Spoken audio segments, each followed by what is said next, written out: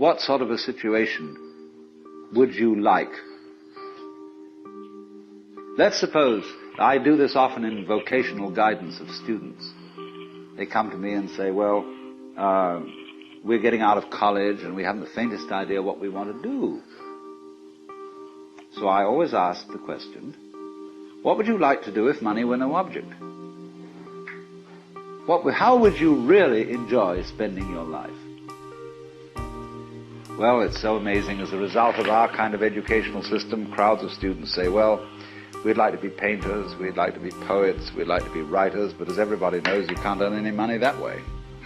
Or another person says, well, I'd like to live an out-of-doors life and ride horses. I say, do you want to teach in a riding school? Let's go through with it. What do you want to do? When we finally got down to something which the individual says he really wants to do, I will say to him, you do that. And forget the money.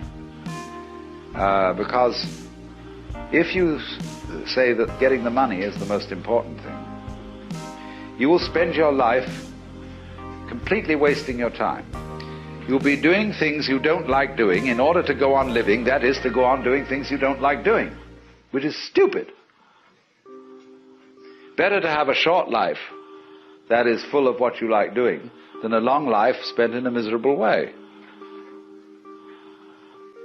And after all, if you do really like what you're doing, it doesn't matter what it is, you can eventually turn it, you could eventually become a master of it. It's the only way to become a master of something, to be really with it. And then you'll be able to get a good fee for whatever it is. So don't worry too much. Somebody's interested in everything.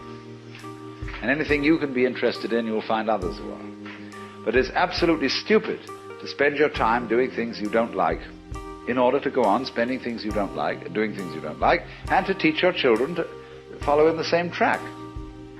See, what we're doing is we're bringing up children and educating them to live the same sort of lives we're living, in order that they may justify themselves and find satisfaction in life by bringing up their children, to bring up their children to do the same thing, so it's all retch and no vomit. It never gets there. And so, therefore, it's so important to consider this question, what do I desire? Well, when we answer that question in a naive way, we figure out that we want to desire, what we want is to control everything.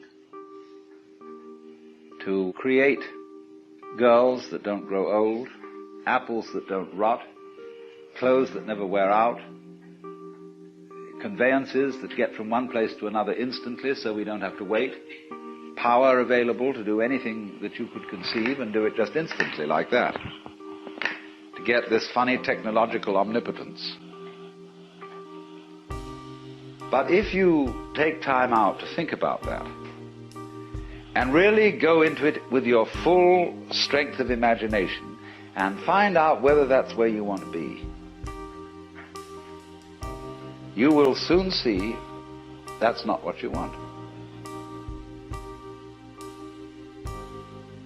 Because the moment you have a situation where you are really in control of things, that is to say, in which the future is almost completely predictable, you will see, as I said last night, that a completely predictable future is already the past.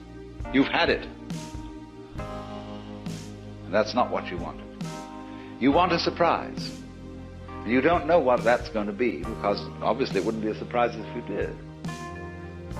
You want a pleasant surprise. But like you say, what sort of a surprise would be pleasant?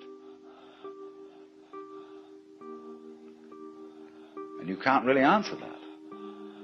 Because you know, if there are to be such things as pleasant surprises, there must also be unpleasant surprises. There must be rude shocks.